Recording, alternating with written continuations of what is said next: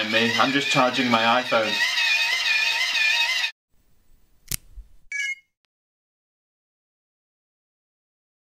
Hey guys, Quiz Cam episode 1.0.8, and this week I got sent the Eaton boost turbine. Essentially, it was debuted at CES earlier, and essentially it's an emergency charger for your iPhone that you power by essentially turning this handle here. So it's completely green. It does look like it's got an input in there as well to plug it into a USB port in your computer, but that's really cool. I'll be reviewing that at some point soon, but I just thought I'd give you the heads up. I thought that was quite cool. And the first question this week, if I can get my iPad: does anybody make an iPod Touch-like device? Well, obviously Apple do. In terms of other manufacturers, there are three that I'm aware of. Sony, Philips and Samsung all make touchscreen MP3 players, and I think all three of them run a version of Android with their own heavy customized skin on. In fact, the Samsung one is the Samsung Galaxy S Wi-Fi, which is essentially a Galaxy S that's not able to make phone calls. So it's the same as a Galaxy S, it's just an iPod with Android on it. Cam, which is better, Angry Birds or Temple Run? To you, of course. Now, it depends. It depends. At the moment, I'm addicted to Temple Run 2. I think it's a fantastic game. They've really improved the graphics. They've improved the gameplay. I have done an overview video, which you should be able to see on our channel. So I'm really addicted to that, but then I also really love Angry Birds Star Wars, but that's only because it's got Star Wars characters in it, and any of you who know me know that I like Star Wars quite a lot. Did you meet all today's iPhones people like Jake and the other ones? No, the only person I've met from today's iPhone is Stephen, who's a writer on the site, but that's only because he lives in the same city as me. I have not met anybody else, but I do speak to them quite regularly.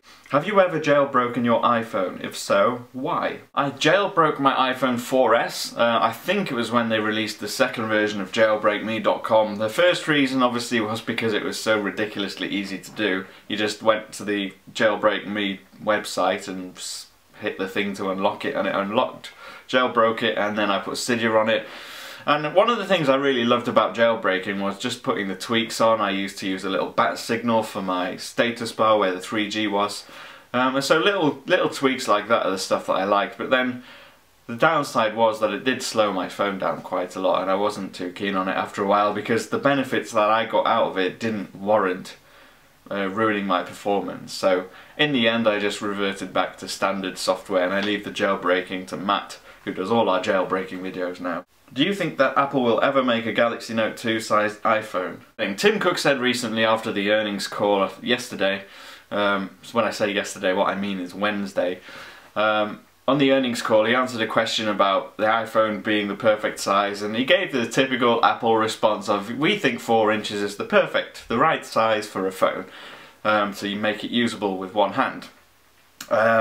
So it's hard because, I mean, Apple have said stuff like that before, and I mean, Steve Jobs famously said that nobody wants to watch video on an iPod, and obviously released a video with a video playing iPod a couple of years later.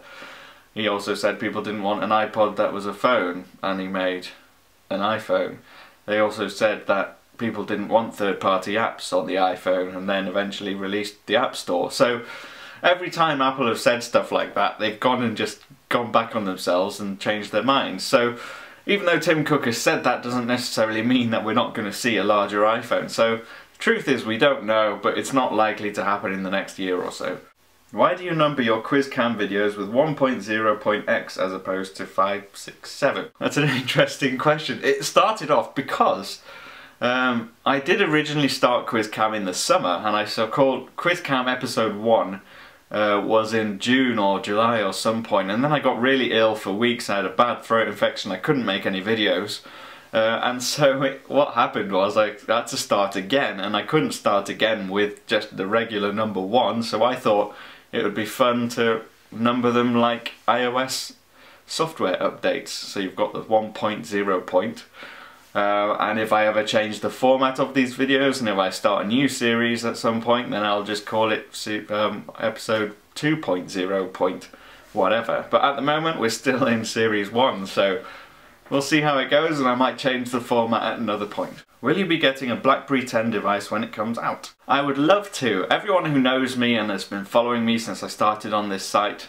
knows that I'm a bit of a BlackBerry fan as well as an iOS fan, and there's nothing sadder over the last couple of years than seeing RIM's market share plummet and not being able to release any phones that people want, and BlackBerry 10 looks like it's going to be fantastic. And so as soon as the Z10 comes out at a price point that I can justify to my accountant slash wife, I will then go out and buy one. How do you feel about Nivea launching a new soap? That's the best news ever! I hope it smells of grape. I like grape. In your opinion, Apple's greatest and worst gadgets? My favourite Apple gadget of all time is actually the iPad mini. I know it's the most recent one, but I think I use this for absolutely everything except work. If it's available to do on here, I'll do it. I'll play games, I read the web, I read books, I read my emails. I do all sorts of things on my iPad mini. In fact, there's probably no point me having an iPhone, because the only thing I use that for is making phone calls and texting people and taking pictures. So really I don't need it that much. Worst gadget of all time is undoubtedly the Pippin. It was Apple's attempt at releasing a games console and it went really badly wrong. Second in line, probably the Newton, the PDA market they tried to get into, and obviously Palm completely dominated that. So yeah, the Newton and the Pippin for me. Do you think Apple will make a Mac with a touchscreen? No. So that's been it. This has been the 8th episode of Quiz Cam. If you want to ask me any questions, you can leave them in the comment section below, or you can tweet me them using the hashtag QuizCam. I'm at @TIP_cam on Twitter, and I'll leave links to all my other personal social blogs and stuff down there. If you like reading stupid limericks, you might want to check out my Tumblr page, because I do write them sometimes. But I want to leave you with a question too. What do you think Apple's worst gadget of all time is? What is the one product that stands out to you as being awful?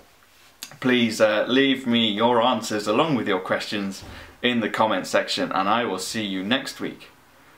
Ciao!